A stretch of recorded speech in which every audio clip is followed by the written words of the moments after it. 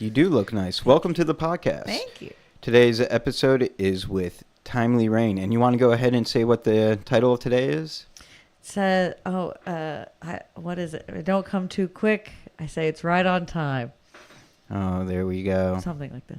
Yeah, something to that effect. But that's great. What did you think of the photo shoot today? That was really fun. That was Yeah, you nice. had fun? Thank you. I like the direction, some of the direction you gave, because sometimes when I get my picture taken, I'm like, what do I do? So I that have a was lot of nice. experience as a formal portrait photographer, Yeah, so That was being great. shy in front of the camera, behind the camera, it's not problems that I have typically. No, that was great. Yeah. Oh, it looks like that camera is out of focus. I'm going to go fix that real quick. All part of live streaming is The troubleshooting. magic. All part of the magic. Oh, the camera with both of us. I honestly don't know if that helped or not, but yeah, it looks like I got a much clearer picture, so we're going to roll with it. Well, welcome in. It's been great. It was a little hard getting you in here, but that's only because you were super busy going on tour and you're making things happen. Thank you. Yeah, no, thanks for being patient. Oh, yeah, and Oh, I my don't take God. any of that personally. No, thank you. And I'm happy that you're booking. You know, that's more important. You know, It's than, been great. I'm super. One of my favorite things in the world is getting to do comedy for more and more people, especially strangers that I've never met before. What is it about telling jokes to strangers that's much more satisfying than like your friends? I've been telling my friends jokes for years, And they never laugh, right? No, yeah, no. And it's also like my friends think I'm very funny, I'm very, very blessed, and so that is kind of the opposite problem where it's like I don't know if the joke is actually funny because if my friends come to my show, they're going to be really nice to me and laugh at most things. Not all my friends. I've got But some don't good you know they're discerning fake? friends. Oh, laugh. Yeah, You kind of absolutely. can suss out when they're either giving you the business or And not. Yeah. if a stranger hates you, it's a stranger. Yeah, that's true too. Well, again, welcome in. Yeah, Thank this is you. going to be a Thank you. great show. I think so. What is your favorite stoner food? Ooh, okay. So I'm a vegan, so like, Okay. I don't. So you're not going to be caught eating those onion rings, son. No, I mean I'll eat an onion ring. You'll eat an I'll eat onion. an onion ring. I don't know. My favorite like stoner food is I love Gushers. Like that's one of my. Still, I'm almost 30 and I love Gushers. And then like other kind of weird ones are like seaweed snacks. I'm trying to think of like a gross one. I don't know. Mostly just eat like a lot of tofu. But tofu tastes like your seasoning. What's your go-to seasoning for your tofu? Usually like some kind of Asian sauce that I'll make with like sesame oil and Lots like of chili sesame oil, and, right? Yes, absolutely, and stuff Yeah. like that.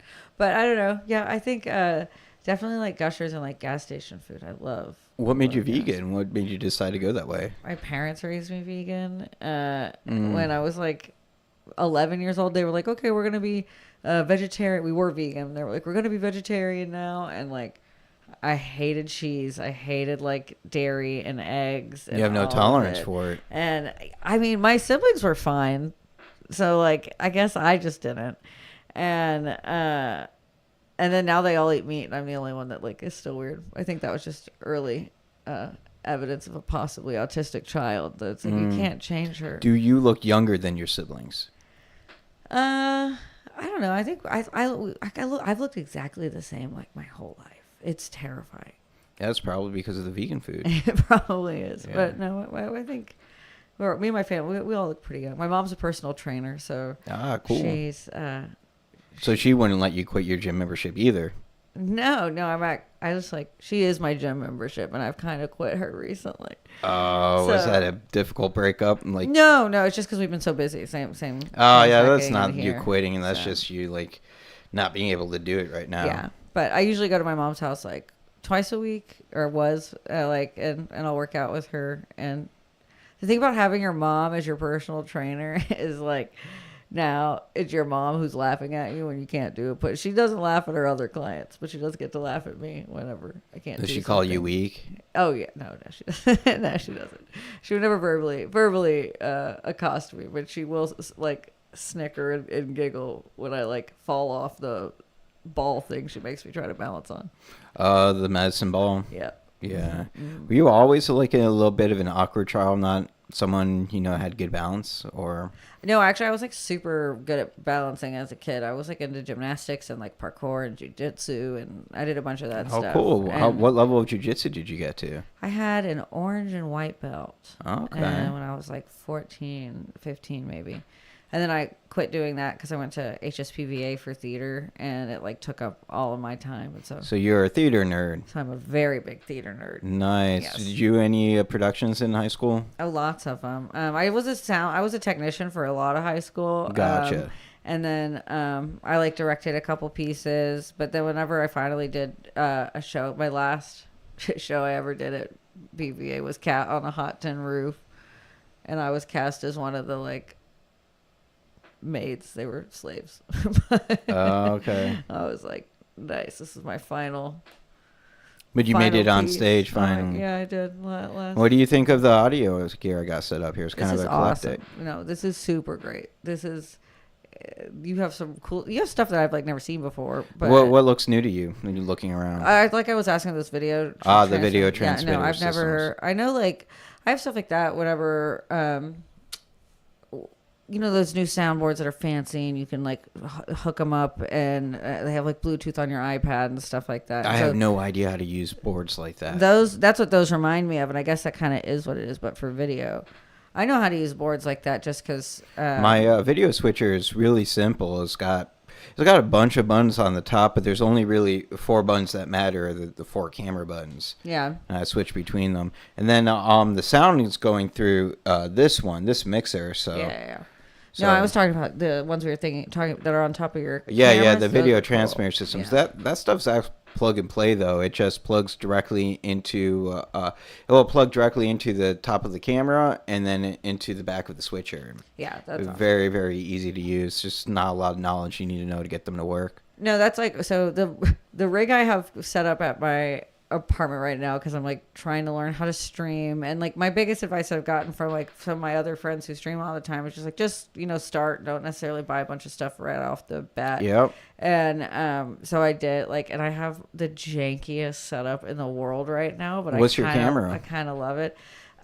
It's like it's like called like NVIDIA or something. It's just a webcam. Using a webcam. Okay. But it's a nicer one. Amazon accidentally sent it to us. I bought like a battery pack or something, and then we got like this like camera that was like I don't know $60, while like the battery pack I bought was like $10. So I got it for like technically hella cheap. Maybe they were fishing for like the free review or something. Yeah. But so now I have that webcam and it works pretty good. And then I have a computer that's like a Nitro gaming computer. Oh, cool! You got a And, Nitro. I love it. It's a little older, but I mean, like, she's been through it, and she's still like. You got to snort first, like No, you know, to do all yes. the classic guy nerd shit. No,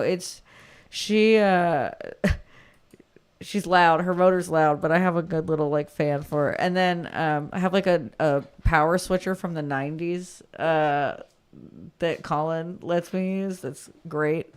That you'd What see in was like that? A power switcher? yeah, it's like I don't know what to call it. Like it's just like a power box. Like if you would what do you call them? It's a video capture device for getting No, your no, video just something. games in? Just power. Just Oh, it's a power strip. yeah, a power Yeah. strip, but it's like from the 90s, so it looks like a computer. It's like Gotcha. this big, and it has like labeled like office, fax machine, monitor. Oh, that's like, great.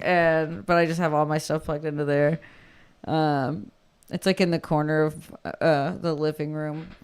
I got the most off-brand one I could find, like the one that you're right next to. I got that one because you could anchor it to your table. Oh, nice. That was like a $20 to $30 Amazon thing. I don't even know the name of it. Only thing I really need now is like a headset. Like I want a good headset. That's what I will spend. Like money on. broadcasting quality or Just like one that has a mic and Gotcha. that has good sound. the ones you're wearing are like between $20 and $40 on Amazon. I know. It's nice. I though, picked but them then- because they were blue. Well, I like them. What would you do with the mic though? How would you have a mic? So the This mixer on I that's move on the around a lot. That's so the only mixer thing. that's on the table I picked up for like $40 on B&H during like a deal zone. Mm-hmm. So once you start building your podcast, I stuff, have stuff like this. you got to just go to Yeah. B&H Photo Video every morning and see what the deal zone is.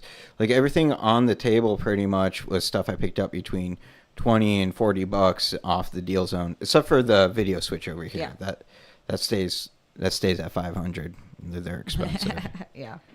That's why I'm not trying to get too crazy with it. Yeah, now. yeah, I gotcha. Just I gotcha. sit there and see if I can talk shit for hours. And So what's your something else video to game listen. handle when you're streaming?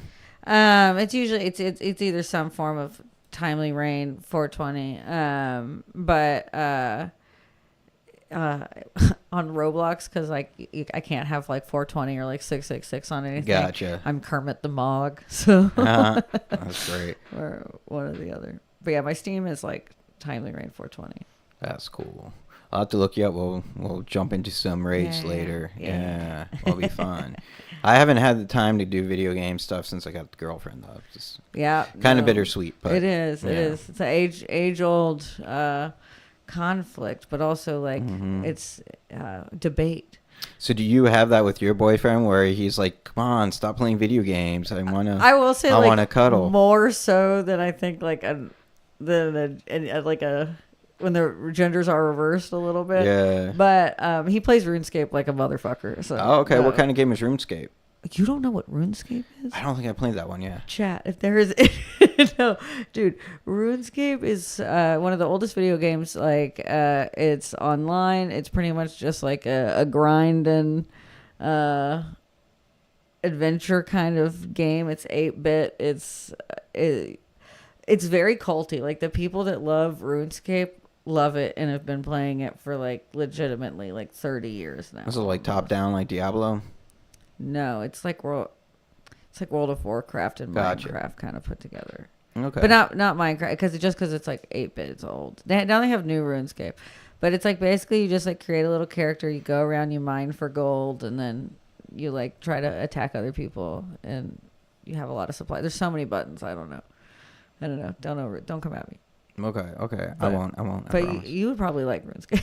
Why would you say that? Because everyone likes RuneScape. Oh, It's okay. addicting. It's like, that's why it's just like, no, if you don't know what it is and you've made it this far, I honestly feel bad about introducing the concept into your Okay. life. So I didn't get back into video games until like a couple years ago. I didn't have the money to do it. Not that I wasn't interested. It was like I could either get, a new camera lens or I could get, a PS3, a PS4, and I never got the PS3 or the PS4.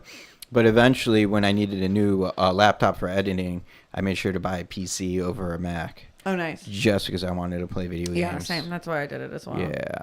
And I don't regret it because like I got the Mac over there for, if I need to do Mac stuff, but very, very rarely do I. Yeah, Colin loves having his like Mac and his phone, his an iPhone, like having it all be able to connect and talk to each other. And like RuneScape's a internet games kind of, so you don't really need it. But I love he kind of makes fun of my computer sometimes, and I'm like, Oh yeah, I got the Ethernet cable plugged directly into the computer. Yeah. Not for live stream, but for playing video games. No, it doesn't work if you don't the whole live stream kind of falls to the side if you don't have that. yeah. So do you think I need to be plugged into the Ethernet? Oh the whole yeah, time? you need to plug your. That's what I do. Yeah. Once you decide to do what I your do as well. podcast, if you're going to live stream it, you got to go plug directly into it. Yeah. Yeah. Otherwise, you're gonna run out of bandwidth really fast. It's Yeah. gonna be bad. That's not good. Yeah. Well, just like the stream will stop halfway. You'll Well, start yeah. getting disconnected and stuff. Mm. Is that upload speed? People don't know about the upload speed. Like, and then that's like the one thing I don't teach people when they're asking me about live streaming, because I will do it professionally. So I won't tell people about like how I use my ratio from like my upload speed to Oh, yeah, I know yeah, what like you're that stuff I talking keep about, to yeah. the chest. Yeah, that's good. But I'll tell you, and anyone who's listening live, so I have a LGTE router that I can plug directly into my computer via cable and not just a hotspot. So you can get LGTE routers that are like just like this little brick, and then you can use them anywhere. But you can also just pay for the SIM card and then Okay. plug it into your own router. You just have to have it activated.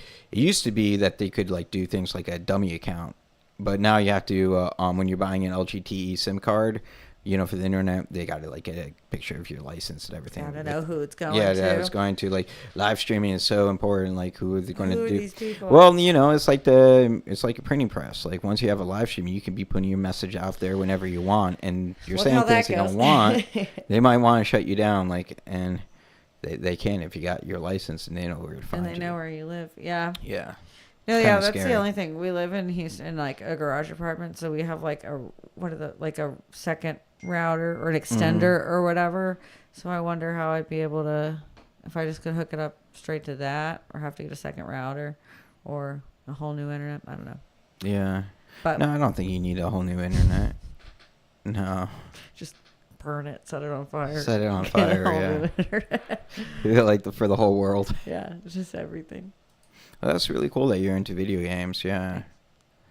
And what was the game that you were talking about earlier that you were playing? Baldur's Gate. Baldur's Gate. Yeah. Baldur's Gate, I love. Yeah. And you said you had 1,000 hours in that? I have That's over crazy. 1,000 hours. It's my video game times are honestly embarrassing. I used to for years when Baldur's Gate first came out. I would just like go to open mics and then I'd go home and then until like 3 a.m, if not later, would just play and then I'd wake up and go to work or whatever. I'm waiting for it to get lower on sale. I bought it recently, like once when it was on sale again, because like my ex had bought it most of my old video games for me, and so like when we broke up, I was like, "Damn, video games are expensive." Oh, you weren't realizing that $100 buy-ins. No, Yeah. I wasn't. But then like I found Baldur's Gate like super cheap. Cool. Like a publisher sale or something on Steam? Steam had just like some maybe winter like sale. Christmas sale. Yeah, their Yeah. winter sale is always the Their best. winter sale is the best I think one. it was yeah. a winter sale. Yeah, I got so much. I'm so loaded up with video games on Steam. I got some I haven't even touched. I just bought 2 yesterday. They were What like did you 12. I bought one called Hosey, which was like a just kind of calm, cozy, cleaning, redecorating game. Very cute. Maybe had like 10 levels to it, and I beat it Cozy. yesterday. It's Sounds called good. Hosey. Oh, Hosey. Sounds good. H-O-Z. Yeah, it sounds. And then I bought that park ranger. Oh, yeah, Yeah. yeah, where you help the animals and things, save the yeah. park. Yeah. Ranger National Park. It's very cute. Yeah, that's cool. Yeah. I like those games. So, like, my coworker got, what was it? It was Mow Simulator. Like, basically, Oh, yeah, you I just think I mow did that. lawns. Yes, yeah. and Yeah, it's that's what video calming. games are now. It's just a At some fucking point. break. It's just another way to escape because Yeah, you're right. and it's like no, but in a good way because it's like I always get to like playing the cleaning game on my computer and Colin was coming back from Austin and I'd cleaned like 75% of the house. I was like I still had some stuff to do and I'm like he cannot come home while I'm playing cleaning and I haven't actually That is great. finished cleaning. Yeah. But there's something intrinsic about us as humans that are like, oh, we like to clean. We don't want to really clean. And we don't want to clean. but we like to clean. Yeah. We like to see things organized. Like Yeah. I saw a meme like that where was someone was it in Skyrim and she was organizing all the books by color on the shelves. I love that. And the boyfriend was like pointing to like the pile of laundry, pointing to like the DVD collection, and then Yes. pointing to their own bookcase, and it's all just like it's like why? Why? It's because Yeah. it's fun. Because it's fun, yeah. That's not digital, Brad. Yeah. You don't understand me. Well, that's great.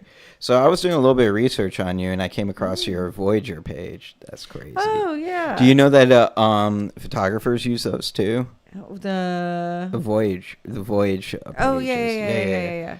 Basically making it look like we're interviewed by a magazine. By a magazine, Yeah. and then they just sent me. They like asked me. They did? They sent you like something? Yeah. You know, I've been a professional photographer for like 15 years, and I don't have a Voyage page set up. Someone submitted me. You go in and like someone submits like your name. They're and free. then- Like you can go in and fill it out. Well, yeah. like The they're thing is, ad-lib. they try to scam you because then afterwards they want you to.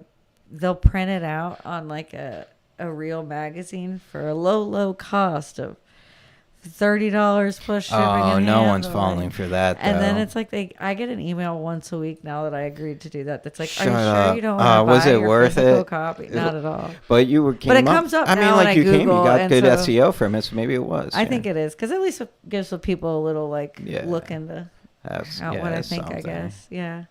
But you know, it kind of gives like people an idea of like where you came from and like what your goals are. So you Yeah. know, I like it. it's I think just it was something. worth it. But yeah, that email every week, I'm like, I literally emailed them back. They stopped emailing me because I emailed them back and I was like, I find it incredibly predatory that y'all take advantage of artists by, asking them for an interview and then just to get their email. And then they stopped emailing me after Those that. are some big words, Timely. Yeah, I dropped out of college, but What were you studying? hotel and restaurant management. Oh, okay. I was a restaurant manager for like almost 10 years before I started comedy. Wow, it took you that long until you realized you hated it? Yeah, it really did. I loved it. Like that's what I was gonna do. Really? You were enjoying it? I mean, I was really good at it. I'd worked in a restaurant since I was 16, and so like I felt comfortable there, and Gotcha. that was kind of like all I really knew. And then I was working at the Renaissance Festival as well, but still kind of in like bar hospitality, and then I found stand-up comedy, and so I was like, what am I doing with my life? What were you when you found it? What were you doing? What was your first open mic like? First open mic was at Dan Electro's, Okay. and we were a bunch of comedians used to go to this person named Taylor Needham. She used to have a group called Play and Improv, and we'd meet every Thursday, and she would teach an improv class, and then they'd go to an open mic afterwards. And so we went like twice in a row, and I was like too scared to go up, but I'd been writing jokes forever. I used to work at the Secret Group as a sound technician when I was like 19. Really? And so I'd like watch, and I wanted to do it. I just never had the balls. And then like What changed? my friend pushing me to do it. Were you just going out to Dan Electro's to drink? No, it was like we went to go just do stand up, but I was just there to kind of like support. But I still had my joke notebook, and I was still a little scared. And she pushed me to do it. And That's also a good like, friend, by the way. That's a good friend. oh my god, it was like For kicking your ass into doing and that. to do it, she was like, you can either shut up about it or Yeah, get yeah, on with right. it. I mean, no one starts stand up when they're like, oh my god, I got proposed to and I got a promotion and my life is going so well.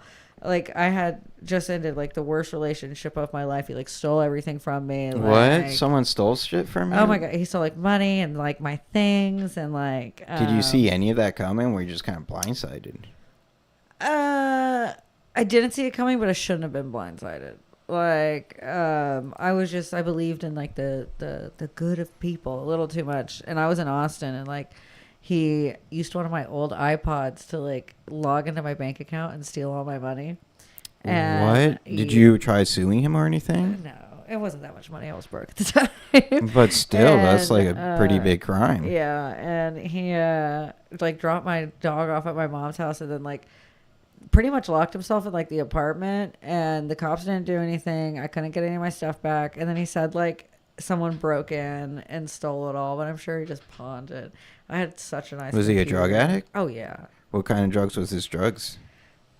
He was doing a bunch of stuff. Like he was like on like kratom and like pills, and he was a type 1 diabetic, so he would like cover it up like with like pain management kind of excuses and stuff like that. And like also I wouldn't know exactly like what he was doing, and then yeah. So then like after I finally broke up with him, I was like I guess I can start stand-up comedy now. I've got nothing Yeah, else you got a going lot of for me. material from that, I'm sure. And he always said I wasn't very funny. So like, and Oh, people, fuck that guy. People start stand up from 98% of the time from a spiteful corner in their soul, because someone said you're not funny, or mainly because you see someone else and you go, well, I could do that. Yeah, I could do that. And you yeah. realize like very quickly it's very hard to do that. I mean, you could do it, but can you do it well? you do That it? was, yeah, that's always, Gee, the catcher that on was, it. That was that's a good point.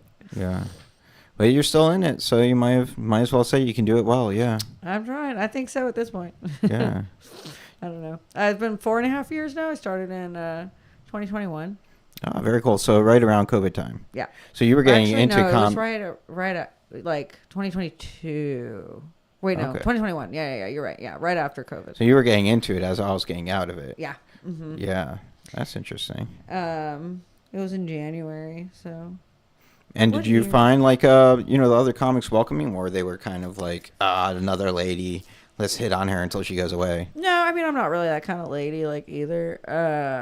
But I knew a lot of the comics because I said like I worked at the secret group. Right. And So you already had that in, so they couldn't mess with you. Like, yo, that's a sound girl. What are you doing? well, and like some of the older guys, like I mean, the people who've been in the scene for a longer time. Not that they're old, but they knew me, so it's not like they weren't creepy because like they know me for a while. Anyway. Oh, they're probably still creepy, but they And can't. they're not creepy to me. Yeah. And I'll tell you which ones are creepy. And then like I started my own open mic really early on into my stand up, and like people kind of were a little standoffish towards me like for maybe a month, and then like everyone just wanted a Stage time. spot. So Yeah. everyone was really nice to me afterwards. What, so that what was pushed how you I to made real do that friends. first open mic? Were you not getting stage time yourself? No, actually, one of my friends, he worked at, he still works there at Brazil in Montrose. Oh, cool. Yeah. He was working all the time, and I had just started, and he's like, damn, I wish I could come, support you and see you do stand up. And I was like, and somehow just in that conversation, he was like, oh, I mean, maybe you could do stand up at my job, and then I could see you do stand up. So you were doing a stand up. You're doing an open mic at Brazil then. Yeah, so I was doing an open mic in Brazil. Do they still do it? No, they had me do it for like a year and a half, and then like almost 2 years. And they fired me for a little bit. Not fired me, but just You just stopped didn't doing like, it. paying you for the show. Exactly. That's every venue ever. Yeah. And then they hired me again to do it for like half a year, and then let me go again. So. Well, You like- it's tougher. It's tough for a coffee shop when It's tough people for are coming. everybody. People are coming up talking about abortion humor. That it's not the best look for. So a that's coffee why I house. always did a variety mic. I always do a variety mic, so anybody and everybody can sign up. So you're having musicians as well. And, yeah, and so usually, honestly, it'd be a lot of like weirder people, where it would be like, in my favorite, like we'd have people come and play the harmonica.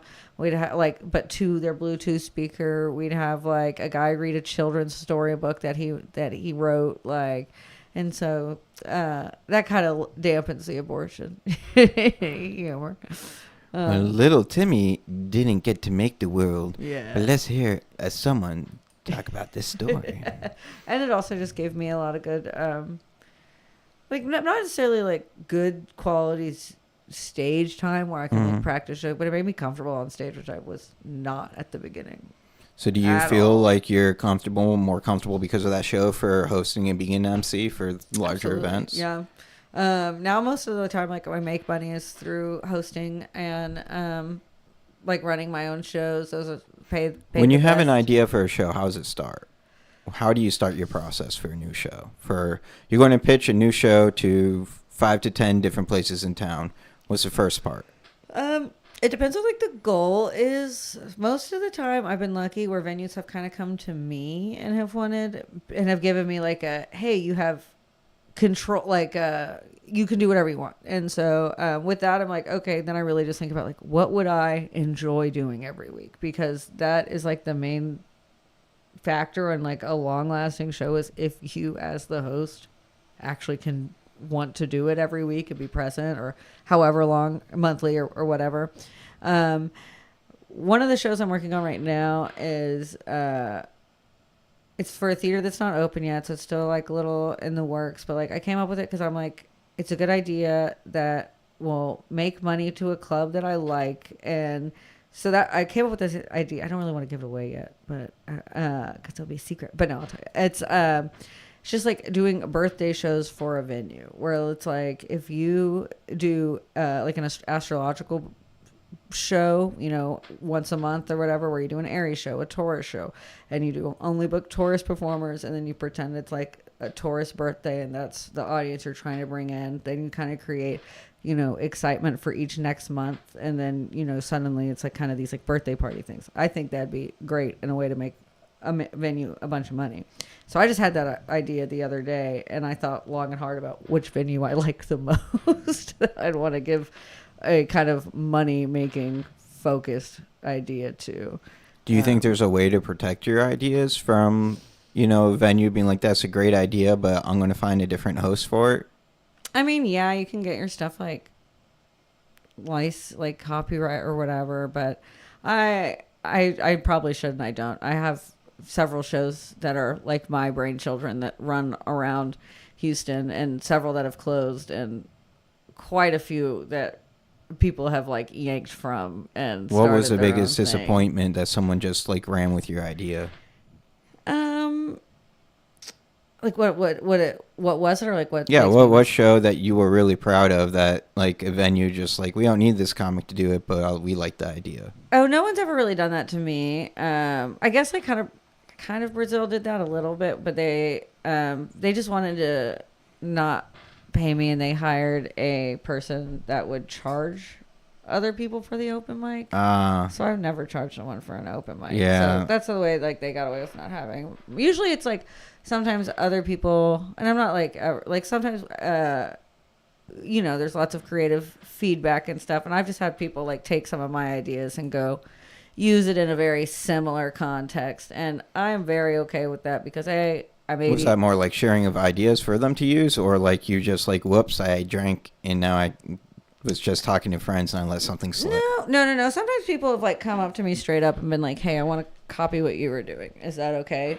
And I'm like, "Yeah, sure." And I'll help them. I totally we'll help them get everything from the ground of like equipment you need, how to start booking, how to start marketing, like da da da da da. And so I've done that with a couple of shows in Houston, more than a couple, where those people have come to me and kind of been like, "Hey, I want to do something like this," and that's been.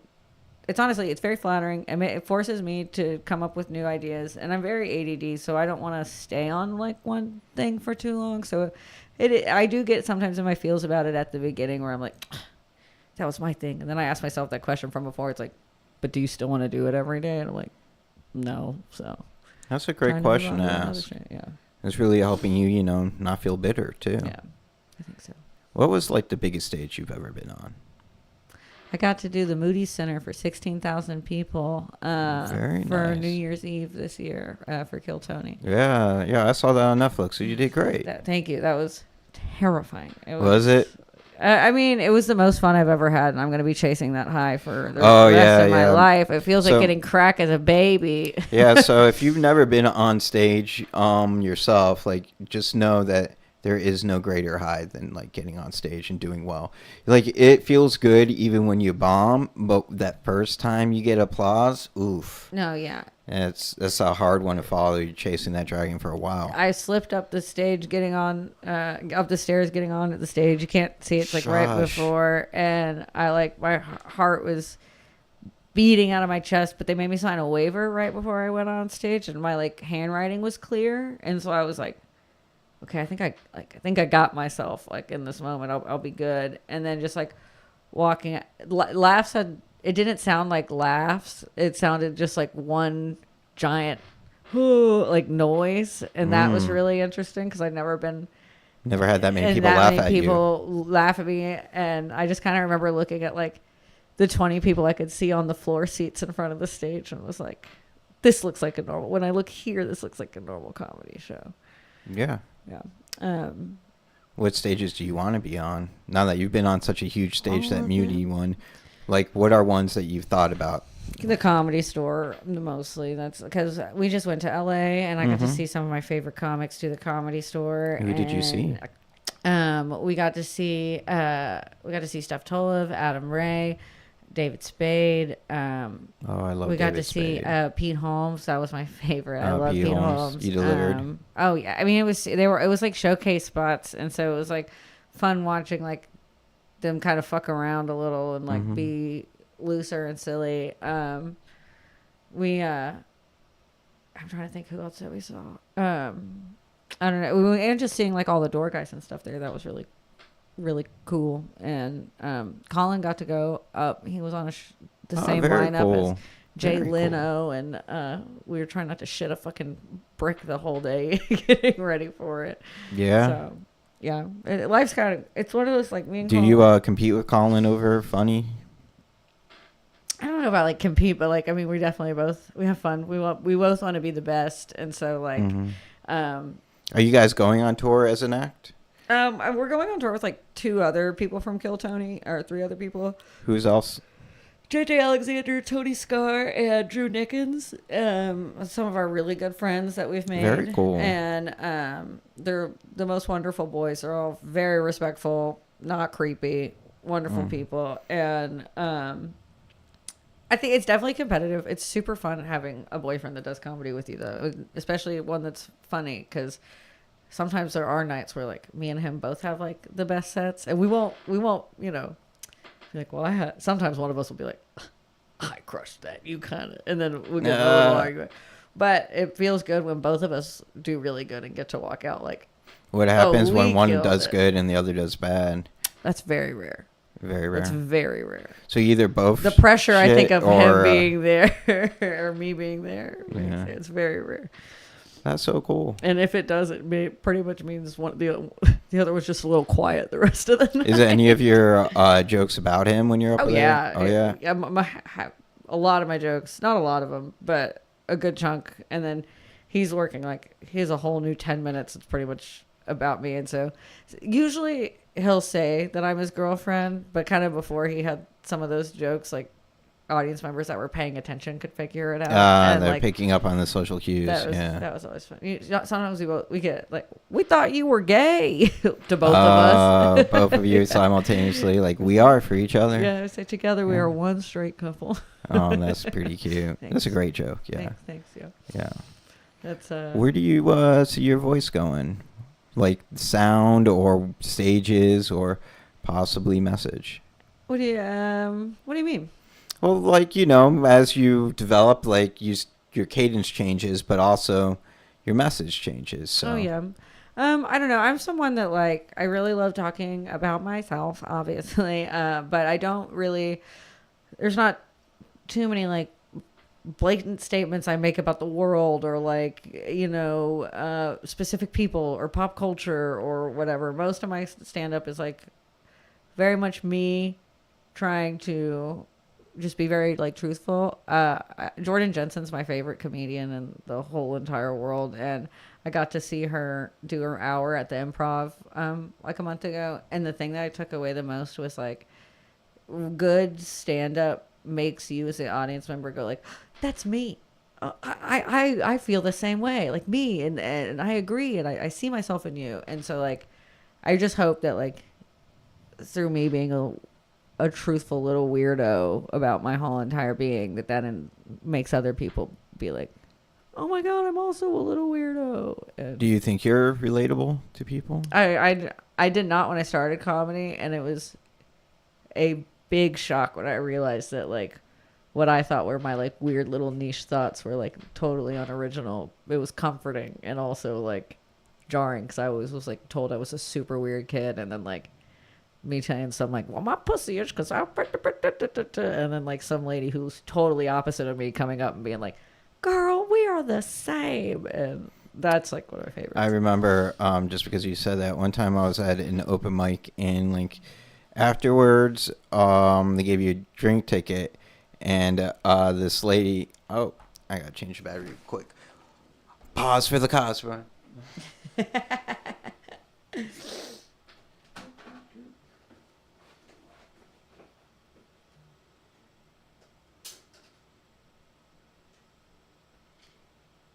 See if this battery hits the floor or not.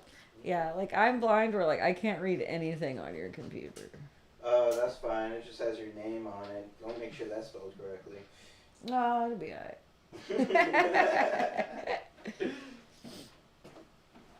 Okay. Let's see if that works. Yes. So I was at an open mic. I got my drink ticket, and I was sitting next to a lady. And she was like, I have a story too, but I can't say it at an open mic because it's about my sister and it's embarrassing. I was like, okay. I'm just like drinking my drink. She's like, I'm going to tell you. I'm like, all right, I didn't ask. And this was her joke. My sister can't wear a tampon because her pussy's too big. And I was just like, that's funnier than anything I did tonight.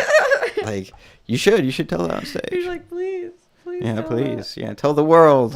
Also, what's your last name? Yeah, exactly. So we can look her up on Facebook. That's so funny. Linda with a big pussy. That's exactly what it was. That's her. She's got a whole following now. She's richer than all of us. I know. Yeah. Way to get it, Linda. Oh, dang, the other camera. This is the fun part of live streaming.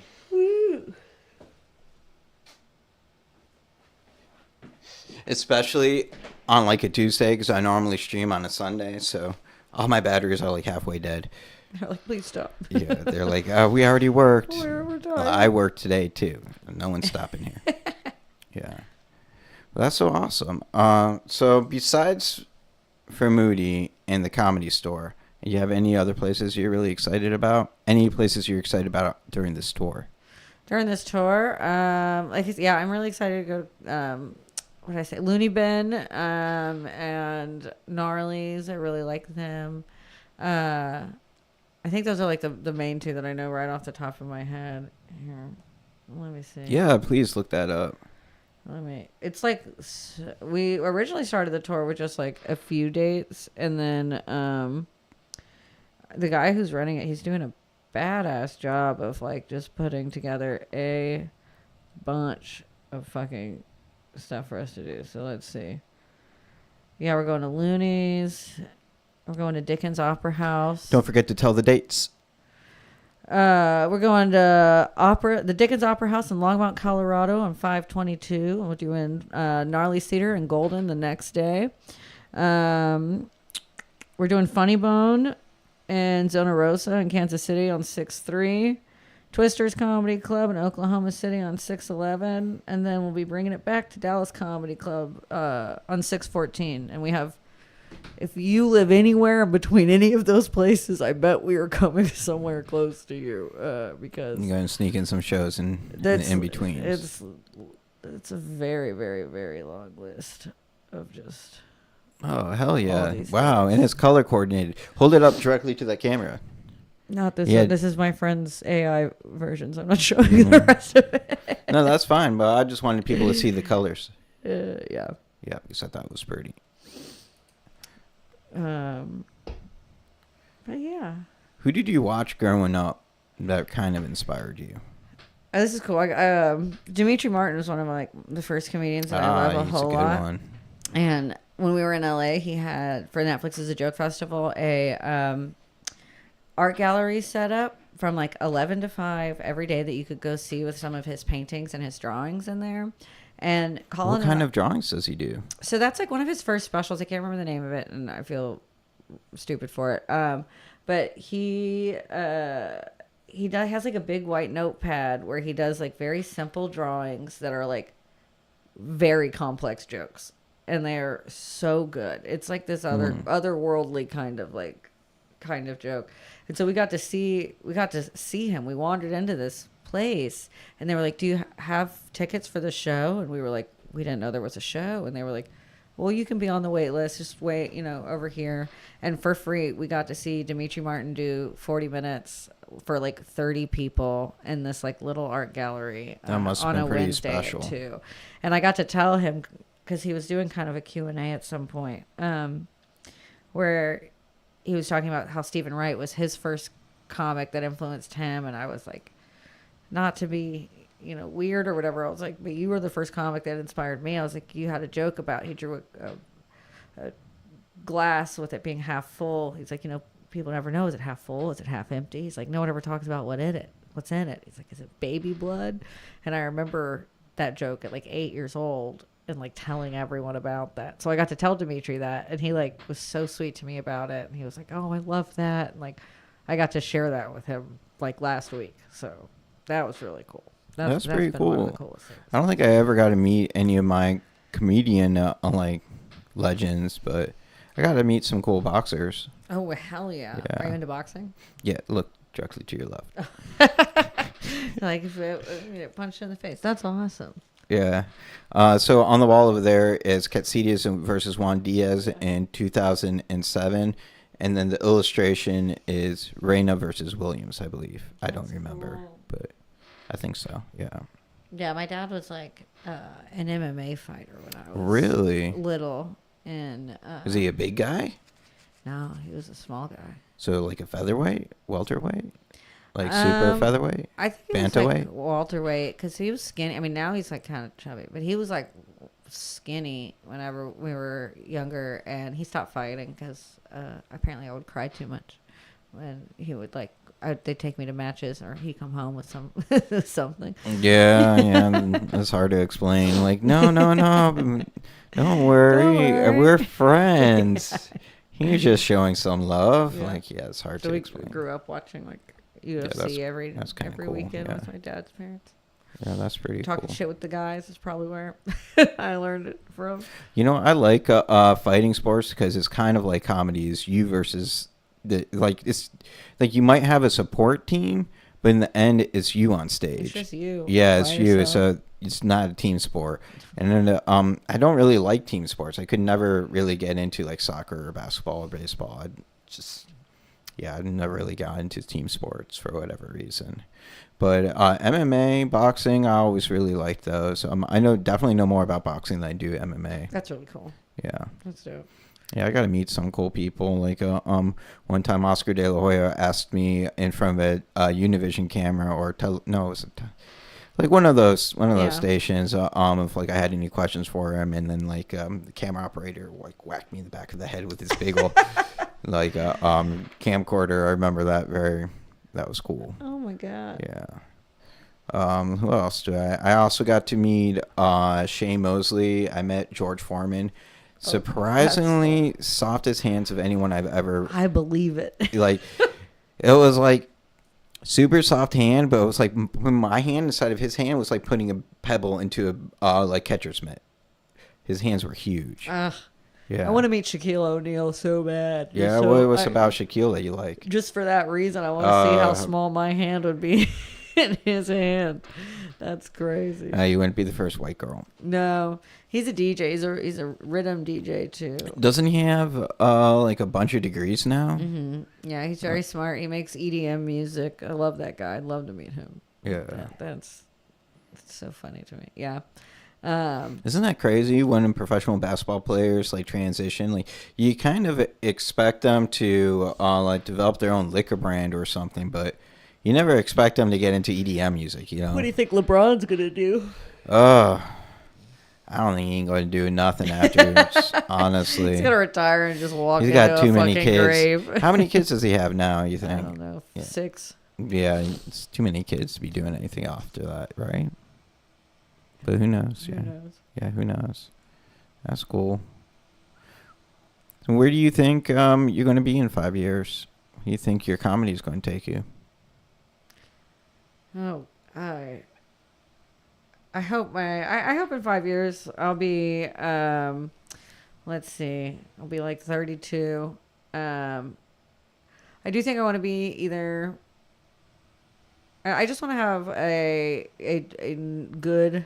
I want to be in a theater level touring, if not higher. I think you could do it. I mean, you've already done some pretty Thank big you. stages, so why not? Yeah, it's the name of the game is follower count nowadays and stuff like that. So just Well, trying to true. get If you can't sell tickets, why should they that give you a stuff bigger out. stage? Exactly. And I've always been really pretty good at selling tickets in Houston, and so I can't ever discount that. It's not like I want to move or if I could keep Houston my home base and go everywhere else, that'd be the most ideal possible thing. But I mean, everything's happening. What do you in think New was York and your LA. success? What was the reason for your success here, home in Houston? I've grown up here, and so like I know a bunch of people, and I used to be a rave promoter, so like it kind of was innately in me of just like how to get people to sell tickets, but also I think it's like How do you sell tickets to a rave? they sell themselves. They sell themselves. Just being available is how you sell tickets to a rave. Being available and when you want to buy them. But I think selling tickets to comedy shows is like the biggest thing is consistency over anything.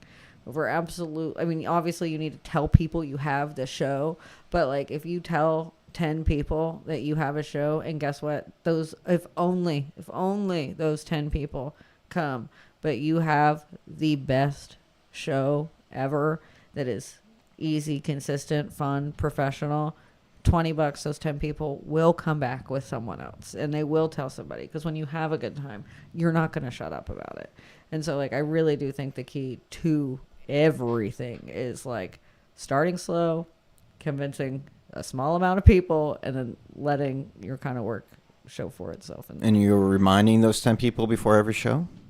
I mean, hopefully so that's part of the consistency thing. So like, why I like to do first Thursday, every Thursday, second like whatever that day is you pick, that's yours, and you're not gonna maybe do a Saturday show, like, because I'm talking for me. If I don't have a venue, if I don't have a place, if I'm trying to get people to come to this one show, I mean, obviously I'm gonna market and all that kind of stuff, but like if say like we're talking about those 10 people, they come to my thing on Thursday. That Thursday, I'm going to go, hey, this is every second Thursday.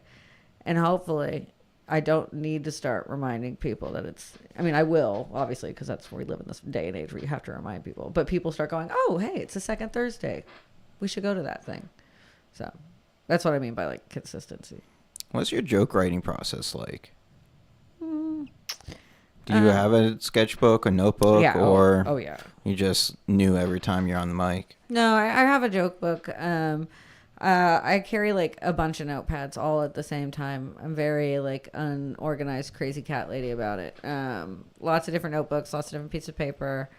Joke writing usually like it either stems from two things. One is either if I just say something funny that I'm like in a conversation or think it or whatever, then I'm like, oh, I need to write that down. The other way it can start is like if I'm having a problem with something, honestly, like if I'm having a problem with something, if something's pissing me off or whatever, I'll sit there and be like, how can I make this funny?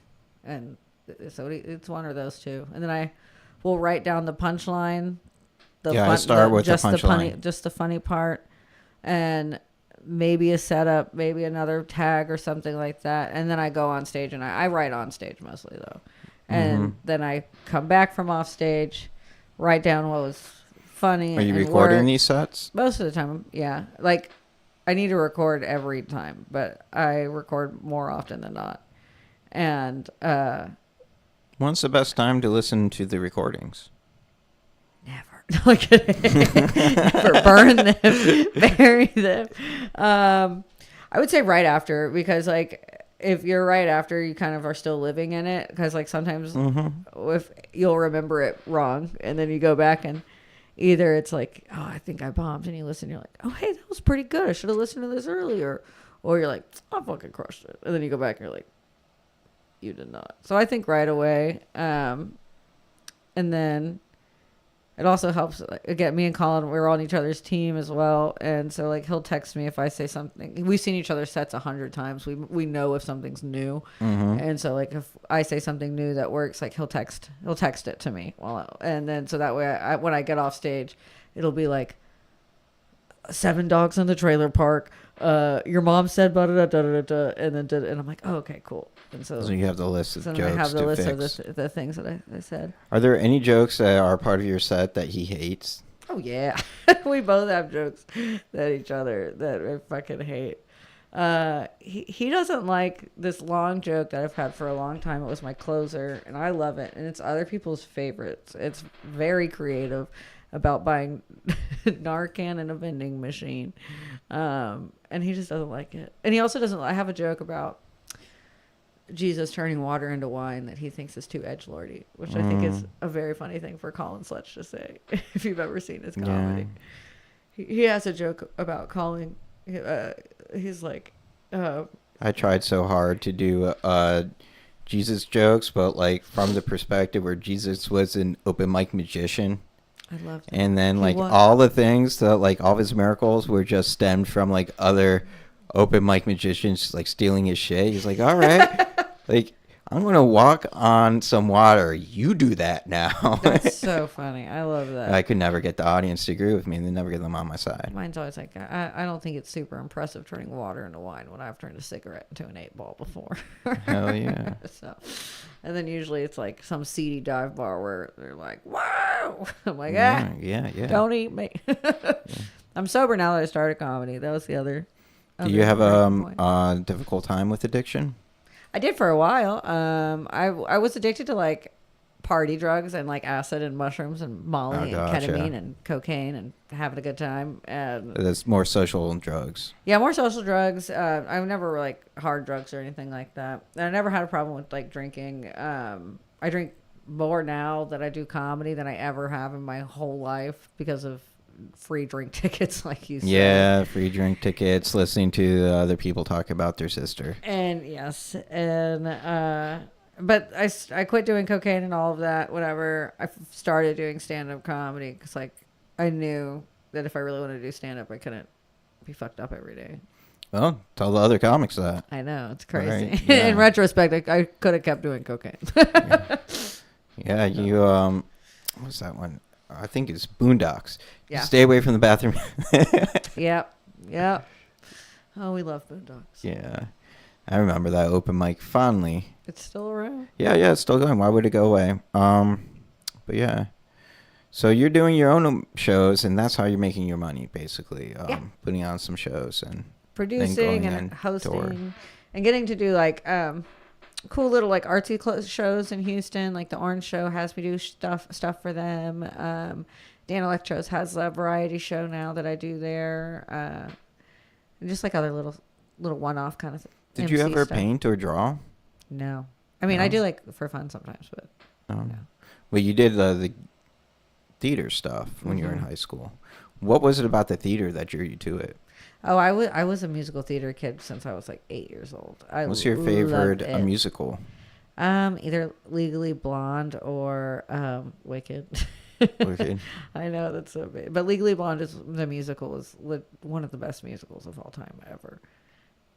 Okay, it's good. Because I was thinking, like, I saw that movie. It wasn't a musical. No, the movie honestly trash compared. I love the movie, but like the musical has a much more kind of rounded story for her. Like the music's really good and like the story's really good, and I've seen it a bunch of times. And anyone who What is is in it a about musical- musicals that when you find your favorite one, you can watch it on repeat? I'm like that with everything. I think it's like ADHD comfort, where it's like I'll watch the same thing over and over and over again. I'm rewatching Say Yes to the Dress because life's hard right now. What does Say Yes to the Dress about? Well, it's reality It's TV. reality TV. It's just reality trash TV where it's about Kleinfields in New York. That's just a famous big bridal dress department Gotcha. where. So that's, kind of my industry. Like, I'm a wedding photographer. Well, I got out of it. I started trying to be more Jewish. And doing Orthodox Jew stuff it's not very cohesive for being a wedding photographer. You're taking specifically Jewish photographs? No, like, basically I was a wedding photographer for the longest time, but like, decided to go back to being more Orthodox Jewish, which means not working on Saturdays. Yeah. So Oh. it's not very cohesive. There you go. That Yeah. makes sense. Yeah. And that's usually when all weddings are. Yeah, yeah. So I kind of just put it Did to you the pause. And you know what? Like, I never really knew love. So it's kind of hard to, photograph all these weddings. And, like, I'm not saying that my images weren't beautiful, like this illustration right here, but, like, I killed it. But, like, it got to be the point where it's like, okay, this is another gig, Yeah. So I feel like that's a lot of pressure being there for someone's wedding that I would not like to have. well, My job. my That's like my surgeon philosophy, level. my philosophy for it was there's going to be another photographer there if it's not me, and I'm prepared, and no one knows more about photography than I do, so like I'm going to do a better That's job than good. they're going to do Yeah, that's because I'm the one there and I know more. I've officiated one wedding before. Oh yeah, If anyone tell me needs about it. their wedding officiated. Very nice. Those were some friends that were comics. And Are they still together? Oh. so my only wedding That's I because of you. officiated. That's because you officiated it Damn wrong, it. and now they're not together Now anymore they're not because together. because you did a bad job officiating. Yeah, it was at a beach. It was just me Oh. and them and their 5 kids. And they're 5 kids, and they still couldn't make it happen. It's, Wow, they have 5 kids and they still couldn't make it happen. was- Yeah, yeah, that's but- not on you. Honestly, it was like one of the most, it was a lot of pressure, but I had so much fun doing that. I I bet. was like, oh, they're including me. I just felt so like special. It's like So- it's not about them anymore. It's about That's me. about me. It Yeah, wasn't like a wedding. I'm the one marrying you. I'm the important person here. Like you shut up. I'm talking now. I wore a bikini. Like your part's coming up. Listen to me. Wait till you say I do. Yeah. I wore a bikini and a blazer on the beach. Oh, that's kind of great. Thanks. Yeah. Well, man, that's awesome. Yeah. Thanks. Yeah. Tell me more about your upcoming shows, and actually, no, promote how people can find you more specifically. Well, also the other thing, I have a show every Sunday at the Secret Group at 9:00. Very cool. And it's a showcase that I call the Secret Show, where I just don't tell you all the lineup, but it's usually people who are like still in town from Saturday, or my friends I've made along the road, or my like weed dealer or whatever. Like, and so it's Do you still have a weed dealer, knowing that you can get, at a dispensary? Not in Texas. They're about to make it illegal. I don't. I'm like so OCD about stuff like that, where I'm like, I feel like Delta 9 hurts my head, and I know it's probably not true, but it's psychosomatic. But I still buy weed from a Mexican guy I've known for like 15 years, the same one. And so I wonder if he was my own landlord. Does he own a house? He's very young. Very young. Okay. Very Well, young. I was like, does he own a house with a garage attached to the back? No. No. And so you can find me there. Find me. You can find me at my drug dealer's house. You can find me at my drug dealer's Find me house at my drug dealer's most house. Tuesdays. Almost every day. No, Sundays at Secret Group, and then you can find me on Instagram at TimelyRain420. I post like all of my dates and shows, and I have a link tree in my bio that I like keep updated with all of the ticket links and all of that. I have a YouTube, but I don't post there too much. But I have some longer sets on there if anyone ever wants to go check those out. I deleted TikTok because I was eating my brain. What happened with the TikTok? I loved it too much. And The TikTok is one of the few that I only post to it. You don't look at it? I don't look at it. Yeah. I loved it. I mean, I know, honestly, it's better than on any of the other like Facebook, Instagram, or like all that stuff. I'm It's so much old. I better. spend all my time on the Facebook. Facebook's my number one. Yeah, I spend a lot of the time. I'm like an old Gen Z because I grew up like working in restaurants with like always older people, and so all my friends are on like friends I've known forever are on Facebook. So I love it. That's my favorite one. Yeah, you can follow me on Facebook, Timely Rain. Sometimes there I post a little bit more than just like, come see me at my show. Sometimes you'll see me being angry about flying on Frontier. Or do you have any advice for the newbies? Kind of, I posted on my Voyage thing. If you want to break down, you can go look at that. But like the main thing is, don't listen to anybody's advice. My biggest advice is don't listen to anyone's advice, and work very hard. If you can not listen to anyone, go to as many mics as possible and keep writing. You're golden. That's the key map. It's just, there's a lot of things that once you start doing comedy get in the way of one of those three things. Okay. I'll go ask you one more question, then we'll be done. What do you think the trick is to making friends? The trick? Mm-hmm. Saying hi. Just saying hi? Yeah. I think... do you think you can do this if you're a shy person? Yeah. I think so. I think also the biggest thing about making friends is like just listening, and I've become really good friends with this one person recently, like a new friend that I've had. And one of the biggest like things that make me feel so much like confirm that we're actually like friends is that she remembers stuff about me. And that's kind of so trivial or whatever, and it seems simple, but the fact that she like remembered that lemonade was my favorite drink when I came to her house, like, and had one ready, I was like, that is. And so I think it's like listening and just like, if you can say hi and then also remember something about someone, people love to feel important. So it's about making someone else feel important and then trusting that they'll make you feel important. That's awesome. Thank you. My name is Steven Rosenbaum. Don't forget, it's important to make people feel listened to.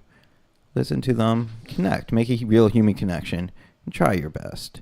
You can follow me at That's the Name of My New Podcast on YouTube. Always live streaming whenever I can. Usually on Sundays around 3, though, if you're gonna see it. Let's see what else. Follow me at Rosenbaum Draws on Instagram. Follow me at Rbaum on TikTok, which is also That's the Name of My New Podcast. Check out my website, OwenStevensPhotography.com. You can find Owen Stevens Photography on Facebook, Instagram, and TikTok. And Timely, go ahead. And anything else you want to say? No, thank you guys so much. Yeah, follow me. You can even email me at timelyrain6@gmail.com if you want to tell me your secrets. thank you guys so much, and thank you, Steven, for having me. This was Yeah, awesome. This was I had great. fun. That hour flew by. I know, real that was really fast. fun. Yeah, I it didn't was feel like very that at easy. all. Yeah. Thanks again for watching, everyone. Bye. Fade to black.